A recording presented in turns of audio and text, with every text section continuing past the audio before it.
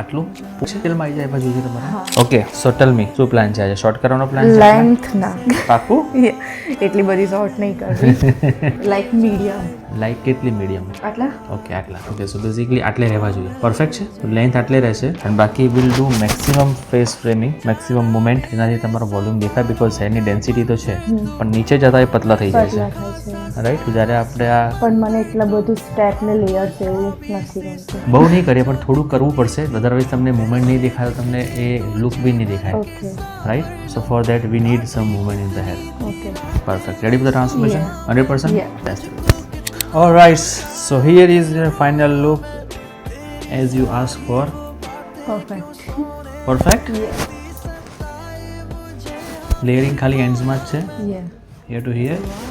No short in the front. Front બી એટલું long છે કે જે તમારી ponytail માં આવી જાય. યે. Right?